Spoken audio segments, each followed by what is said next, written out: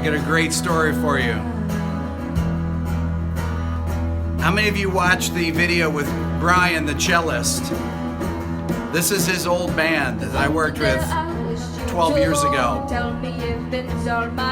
What's up, Maxwell? I got reminded of this when Brian was here.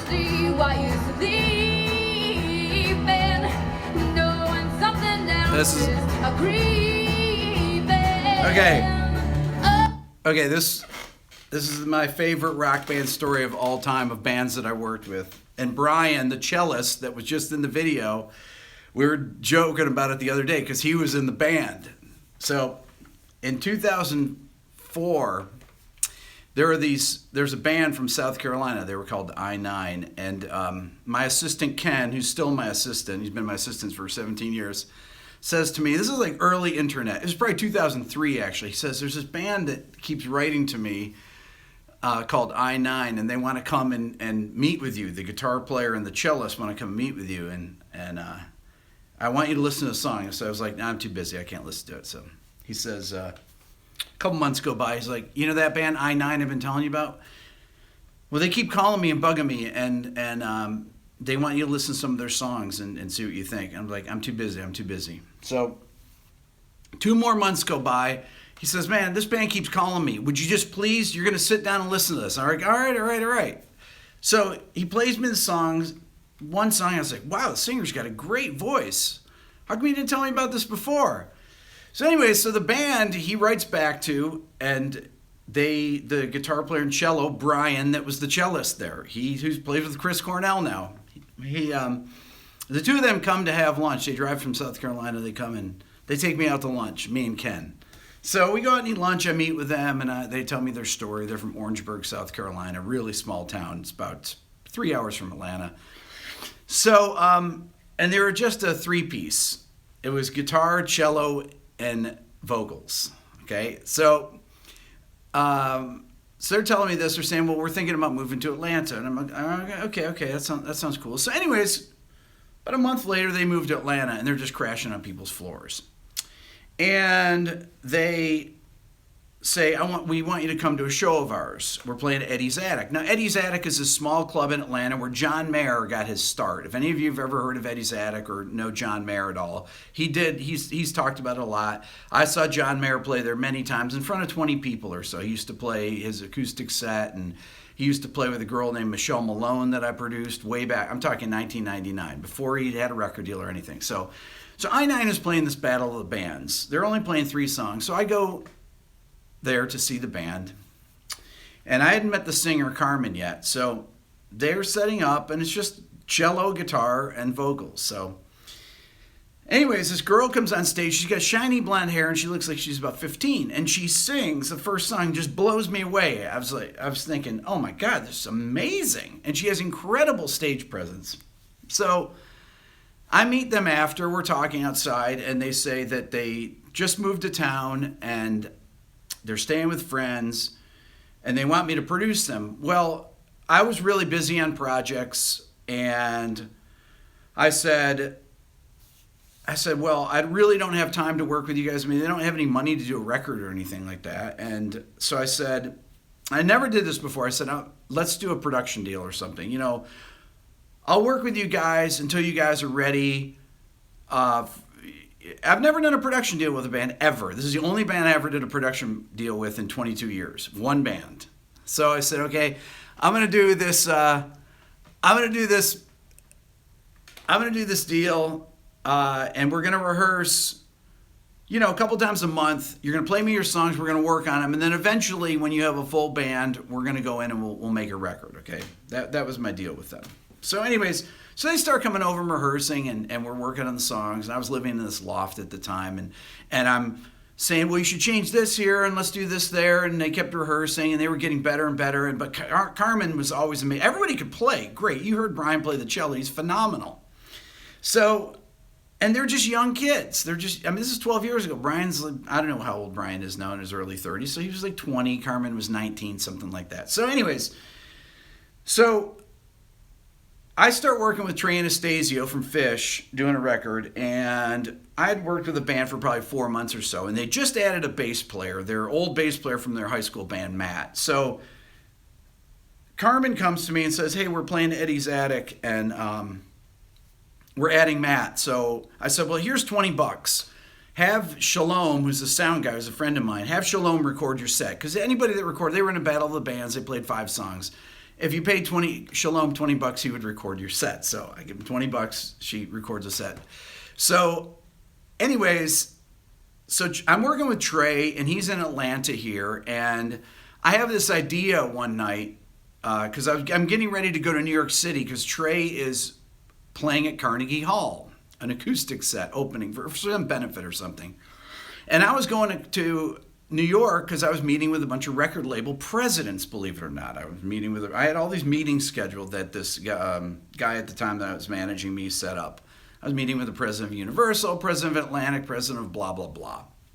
So anyways, a couple days before that, I'm in the studio, Trey leaves, and I get this idea. I'm going to have Carmen come over and sing background vocals on one of Trey's songs. So Carmen comes over to the studio, and it was a song on this Bar 17 record, and I forget the name of the song. It was an acoustic song. So I had Carmen come in. I didn't tell Trey this was happening. I had her sing background vocals on it. So Trey comes in the next day, and I'm like, hey, I want to play you something.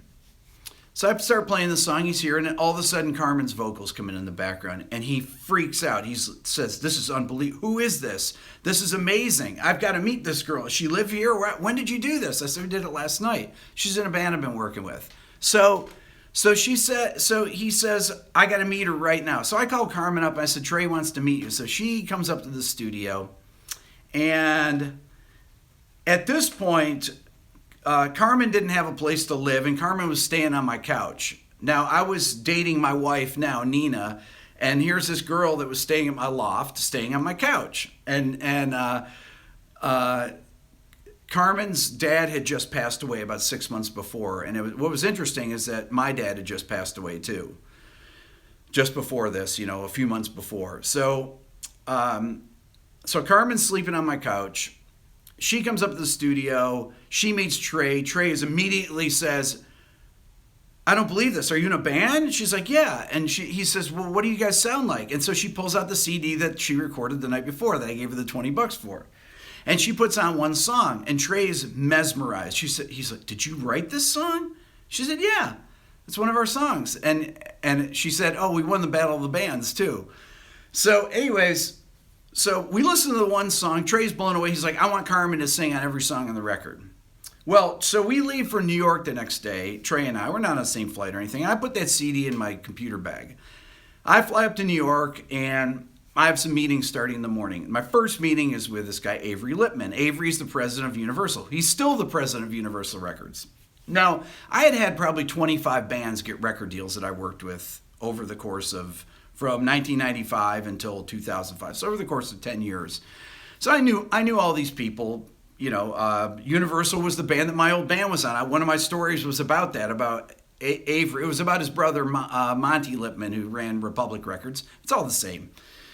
So these two brothers run Universal Records, basically, and they have for years and years, since the 90s. So Avery says, so what are you working on lately? I know you're working with Trey, and he's playing at Carnegie Hall. You got any bands you're working with? And I was like, well, I have this band I signed to a production deal that I've been working with. Really? Wow, I didn't know you did production deals with bands. Well, I don't, actually. It's the only band I've ever signed to a production deal. Oh, okay. What do they sound like? And I said, oh, they're really, really super eclectic. They don't really sound like anybody. He said, well, what's the instrumentation? I said, well, it's a female singer, cello, acoustic guitar, and bass. He said, really? Do you have anything? And I said, well, I've got the CD from a live recording they did the other night. Well, let's listen to it. Now, I'd only listened to the one song, so I'm flying blind here. I don't know what this sounds like. So we put on this song. It's called Ickus Wish. And it's this completely weird song that starts with a cello and acoustic guitar intro. Brian's playing the cello, and the other Brian, there are two Brians in the band, is playing this other guitar part. And there's about a minute instrumental interlude that starts the thing, and then it starts into this song. And it was this part of the song I was just playing right there. That was a little further into the song. This is a live board tape. He listens to the song. He said, this is unbelievable. play me another song. I play him another song. And I had never heard it before. I mean, I knew the song because we'd been rehearsing it, but I'd never heard the recording, so I didn't know what was going to come out. He was blown away. He said, "This is unbelievable. I want to send the head of A&R down to Atlanta to meet them next week. Are you guys around?" I said, yeah, we'll be back in New York, or we'll be back in Atlanta. Trey and I are going back. We're working on the record still.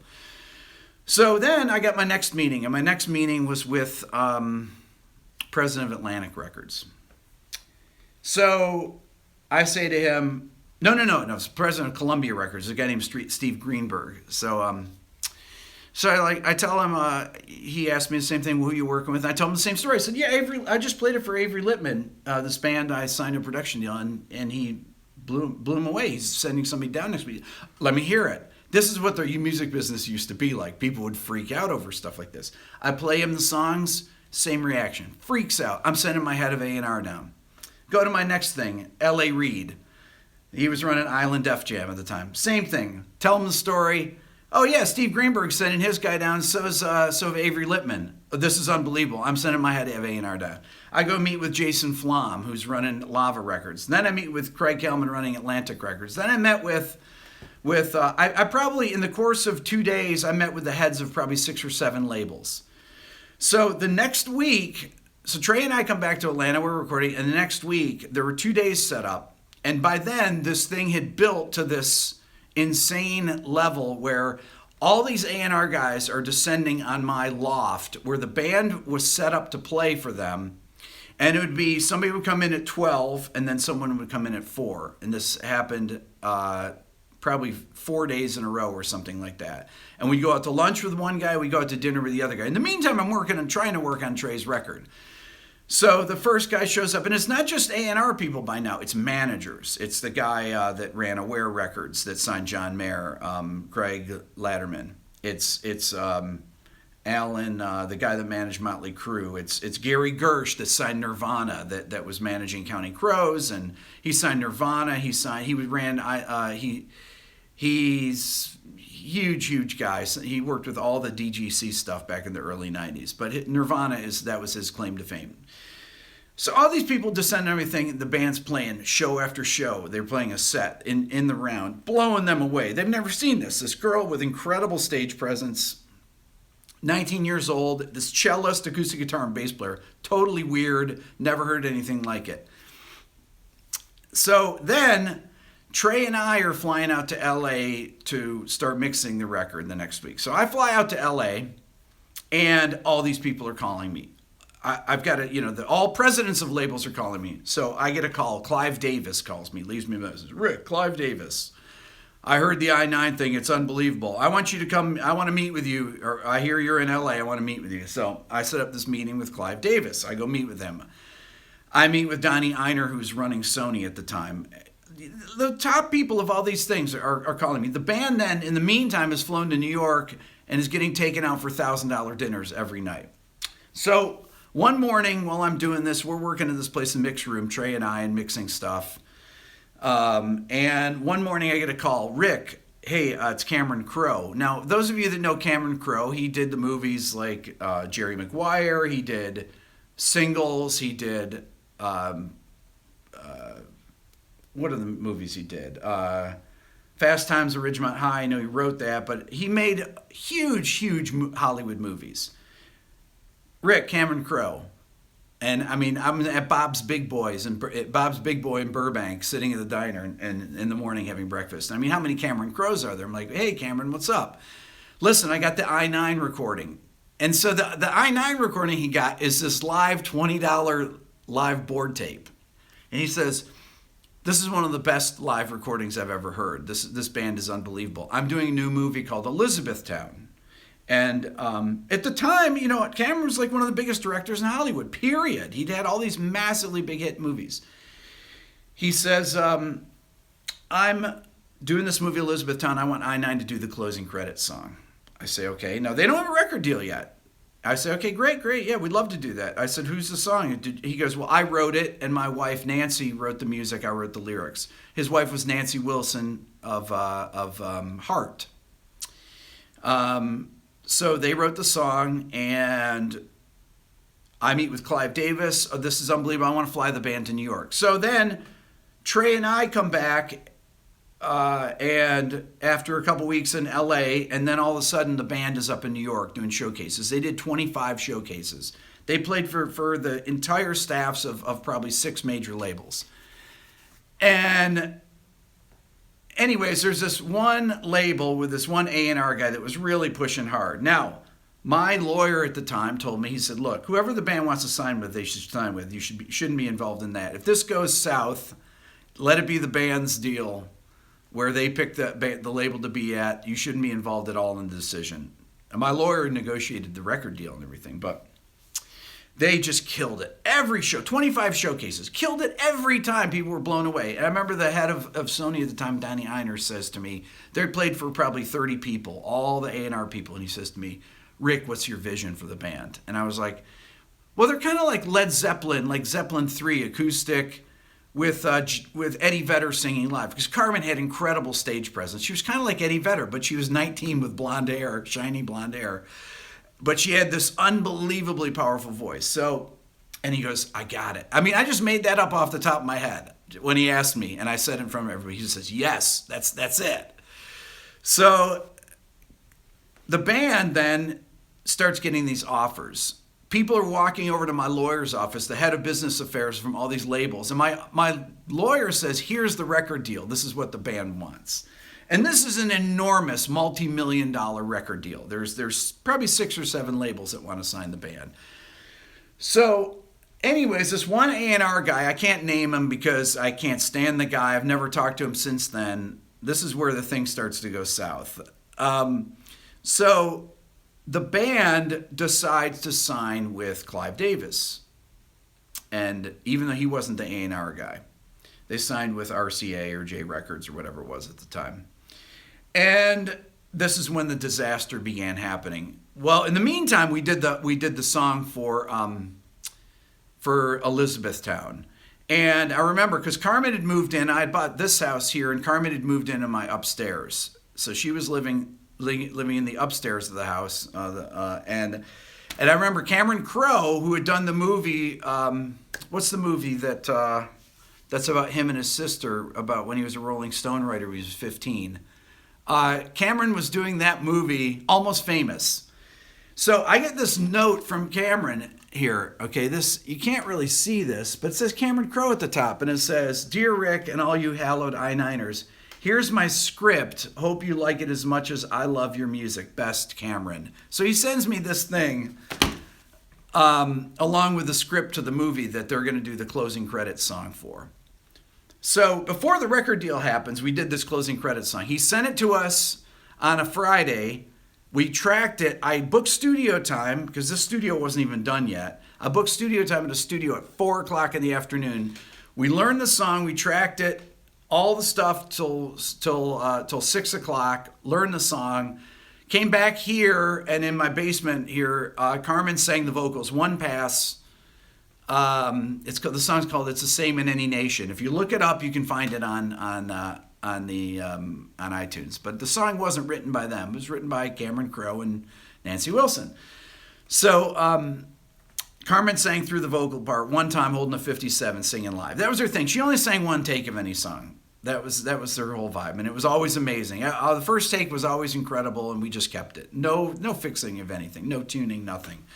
So, anyways. They do that song, the band signs this record deal, and the first thing the A&R guy does is says, before we go start recording, he says, listen, I did a 4-track of one of the songs, and I didn't even know this guy played any instruments. Well, he really didn't. He was horrendous.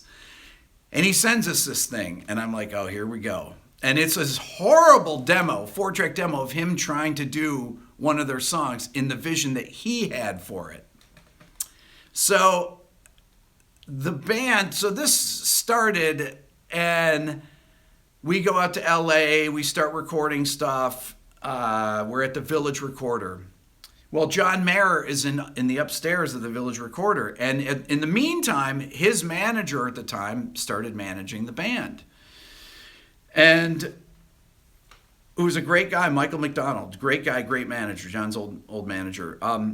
And John says, so Michael tells him that somebody told John that we're down in the A room recording. And I had known John because he was living in Atlanta. So John comes down, and I was editing some stuff. It's just we were doing some live recording, and I was editing it.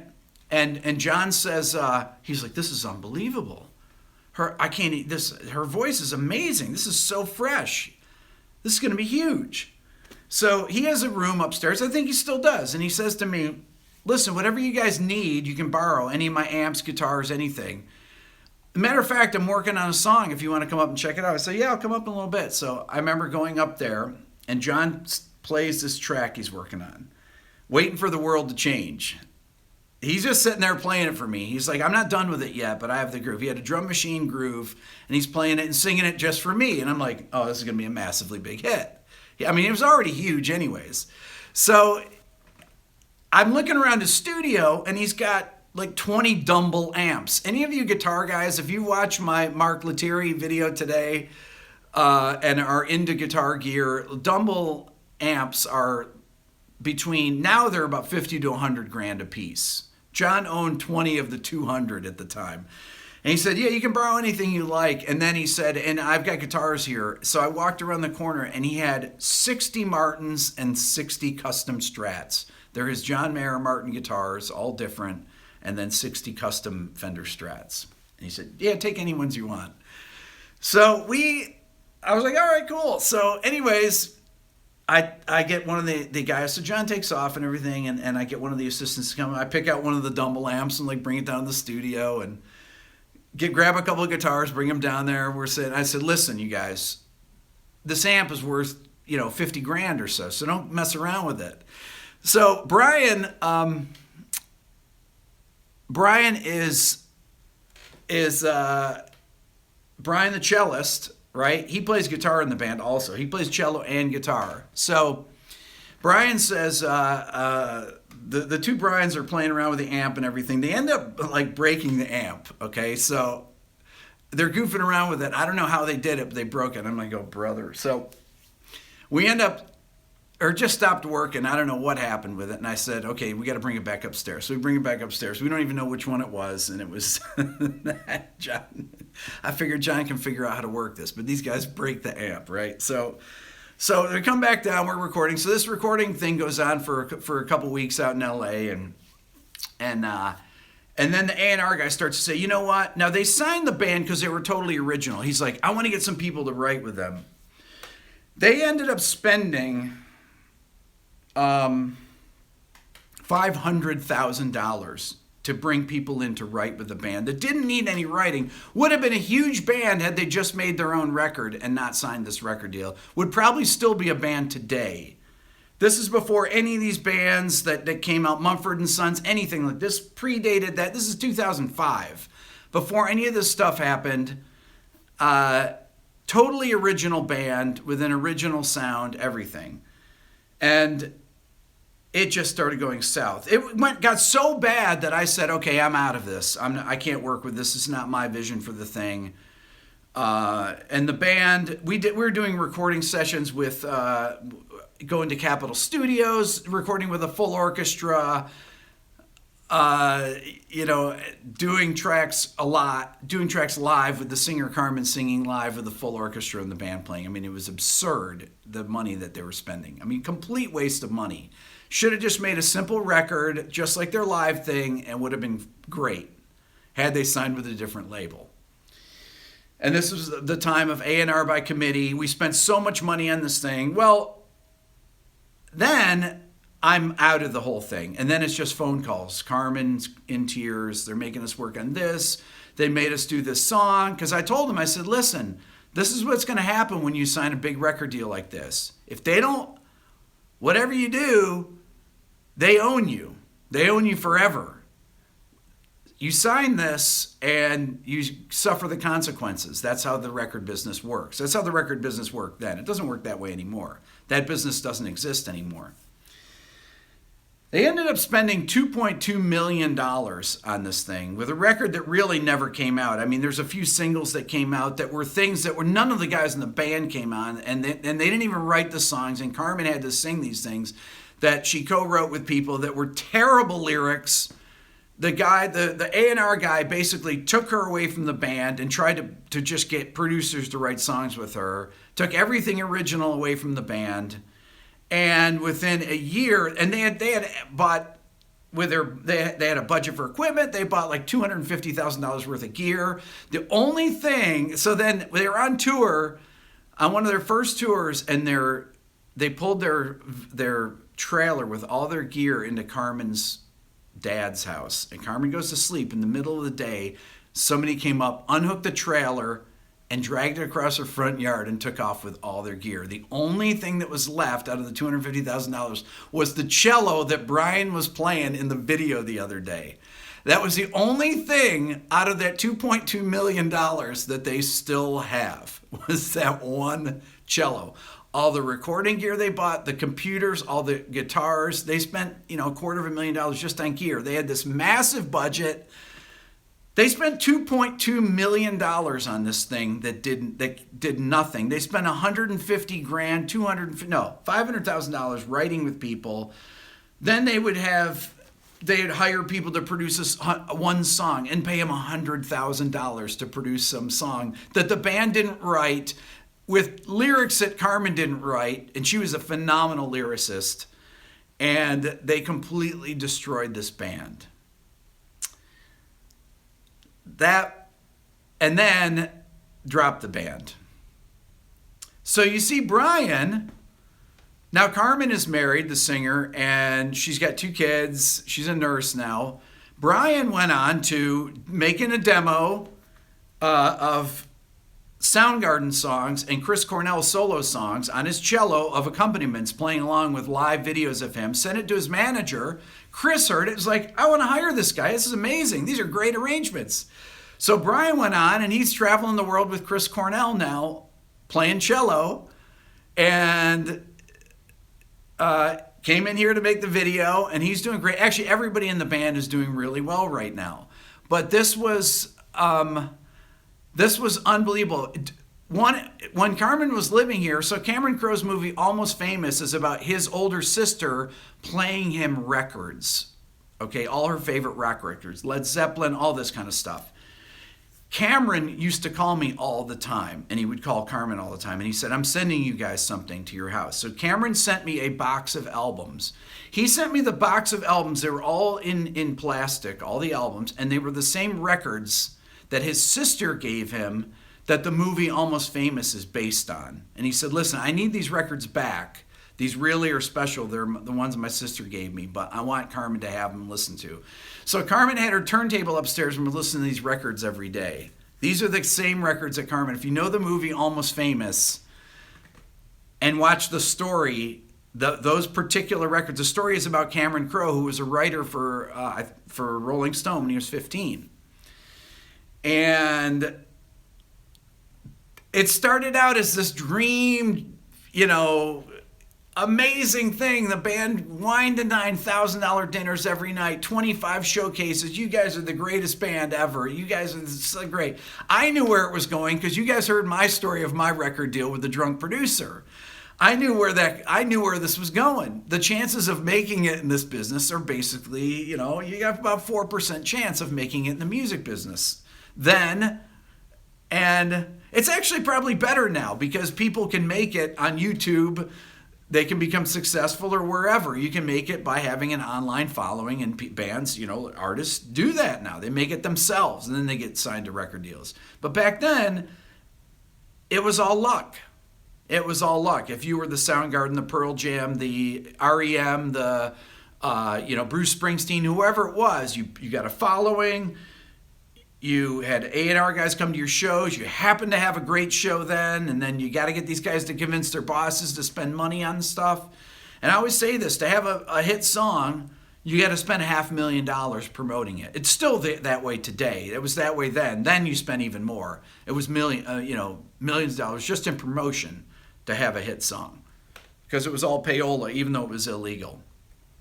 They figured out ways. They had these independent record promoters that would take the money and would control the playlists on all these radio stations. It was in modern rock, which was alternative rock, and it was in pop music, and it was in country, everything. There was all these, the way they got around payola back then was they got people, intermediaries, smart people that said, oh, they can't directly pay the label, but they can directly pay us. We control the playlists of these stations. They had guys that would be out there that would control the playlist of I can't name them, but people in the business know who they are. They had one guy that controlled 160 rock stations. This is in the 90s, okay? In the 90s up until 2005. Controlled the playlists on 160 rock stations. One guy. And he would sometimes take a percentage point from a band that was unsigned just to start playing one of their songs on there, okay? And he would make money from playing the songs. But this is the way that they got around payola. It's really unbelievable. So Brian and I were laughing about this, but it was not a laughing matter, just like my story with my band. But we were just cracking up about it the other day, and I kept saying to him, Brian, I got to tell that story. I got to tell the I-9 story. He said, oh, you're going to tell it? And I said, yeah. I said, that's like the greatest rock and roll disaster. It was really the greatest rock. So that was really a pivotal time in the music business, because that is right when the bottom fell out of the music business. There stopped being deals. All the record label, all the money to make records started going down the tubes. Record sales started to plummet, and that was the beginning of the end of the music business, basically, of the big money in the music business, with these crazy stories, and they were called bidding wars. Even Nirvana is one of the few bands that had a bidding war that actually was successful. Almost all bidding war bands failed, because there was way too much pressure on them. And the labels paid so much money that they'd bring people in to try and make sure everything was great, just like they do now. It's all this music by committee stuff. So, so that is the story. That was the story of I-9. This was the greatest disaster rock band story that I've ever been involved with. And I still get the royalty statements. They spent $2.2 million. And the last statement they made, I think $1.66 in royalties from one single or something that was out. No lie. I mean, they actually still send out royalty statements to me, and I get them, and they're hilarious to read, because unrecouped $2.2 million. And that like $1.60 something will go towards their recoupment. So, they never put out their those demos. They should have put out their live board tapes. They should have put out that we did a bunch of live recordings here in the studio as demos, like the ones that John Mayer heard. That I don't know if the label owns those or not. I don't know what the deal is with that, but they were amazing. I honestly think it'd still do well. I think it'd be successful now if it came out. So yeah, search Carmen I-9 on YouTube. You'll find stuff. So, anyways, that was that was the story of Brian, the cellist that you just heard play on the video from yesterday, and I told him I was going to tell the story. Is the A&R guy still in the music business? No. Last I heard, believe it or not, he had he was running a laundromat. No lie. I haven't seen him in 15 years. I hope I never see him again. Anyways, John Maron sounding off. That would be great. He would remember this. He would totally remember this. He would laugh about it, because he knows how these stories are. I mean, I remember John went through and was auditioning for labels or doing showcases for labels. I remember the first set of demos he didn't get signed. And I remember him telling me, he's like, I auditioned for labels. And people told him at the time that he sounded too much like Dave Matthews, and they wouldn't sign him. This is in 2000. And then a guy named Greg Latterman believed in him. They signed him. And he became one of the biggest stars in the music business. So there you go. All it takes is for one person to believe in one song. That's all for now. If you haven't checked out our video from today, Mark Lettieri from Snarky Puppy, killer guitar player, love his playing. Check out Mark's video. Check out my video on orchestration. I've got a video with Victor Wooten coming out. I just got to finish editing it. And I got a bunch more stuff. I got a bunch more people, surprises of people that are coming in to do interviews. So it's going to blow you away. That's all for now. Please subscribe here. If you want to donate to my channel, you can, my PayPal, rickbeato1 @gmail. If you're interested in the Beato book, write me there as well.